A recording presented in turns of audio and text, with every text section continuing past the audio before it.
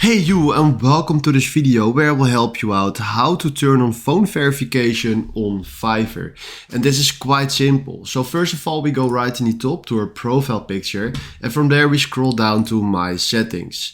Then from here we go to security, and right here it's standing phone verification. Click on verify now, and then from here fill in your country code, or sorry, your country, just your country, like this.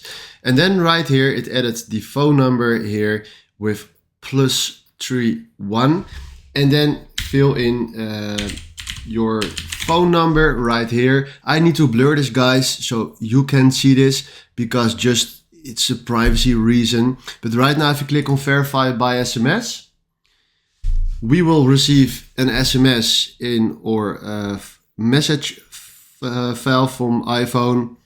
Here it is. I fill that one in, and then we do submit code. And right now, phone number successfully verified. Your phone number was verified successfully. Thank you. So this is exactly how this works. And if you found this video helpful, please consider subscribing and give this video a like. And then for now, thanks for watching.